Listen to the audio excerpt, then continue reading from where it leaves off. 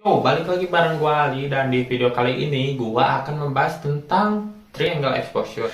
Nah, jadi segitiga exposure itu memiliki tiga unsur atau tiga hal. Yang pertama adalah aperture, shutter speed, dan ISO. Jadi tiga hal itu adalah poin utama yang akan kita bahas kali ini. Jadi pertama-tama aperture. Jadi aperture itu adalah bukaan lensa yang biasanya ditandai dengan huruf F. Dan kamera gua ini, kamera HP gua ini mempunyai nilai aperture atau F di angka f1.6. Ya, ini adalah tipikal aperture yang cukup lebar. Nah, jadi singkatnya aperture itu adalah nilai bukaan lensa kalian. Semakin kecil angka aperture, malah makin besar. Dan semakin besar angka aperture, maka bukaan kamera kalian atau lensa kamera kalian itu semakin sempit atau semakin kecil. Dan apa pengaruhnya? Jadi, angka f yang kecil akan memiliki hasil foto yang lebih terang.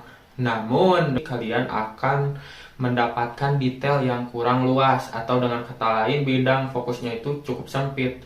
Sebagai contoh biasanya f dengan angka kecil itu digunakan untuk portrait atau memfoto model. Biasanya kalian mungkin suka lihat satu model yang difoto dengan background yang sangat blur. Dan itu adalah hasil tangkapan kamera dengan lensa f yang bukannya besar atau angkanya kecil. Nah, selanjutnya adalah f yang besar. Keuntungan menggunakan f yang besar adalah memiliki bidang fokus yang lebih luas. Sebagai contoh, mungkin kalian sering lihat video landscape dengan mungkin ada foreground atau objek di depan, namun objek di belakang tetap terlihat detail. Nah, biasanya itu dihasilkan oleh lensa yang memiliki bukaan yang cukup kecil atau angka f-nya besar. Nah, jadi jangan sampai tertukar. Semakin kecil angka f-nya, maka semakin besar bukaannya. Tapi semakin besar angka f-nya, semakin kecil bukaannya. Dan begitulah. Selanjutnya adalah ISO. ISO itu adalah nilai angka untuk menentukan seberapa sensitif sensor kamera kalian terhadap cahaya. Semakin kecil ISO yang kalian gunakan, maka foto yang dihasilkan akan lebih gelap. Namun kualitasnya jelas lebih baik.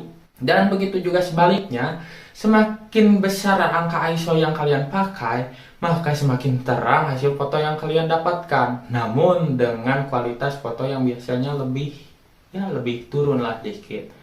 Nah, selanjutnya kecepatan rana atau shutter speed.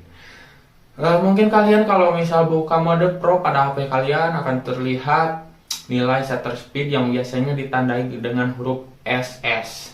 Nah, biasanya dengan menggunakan shutter speed yang lebih kecil atau katakanlah 1/4000 atau 1/2000, maka hasil foto yang kalian dapatkan itu lebih jelas, lebih detail, namun lebih gelap.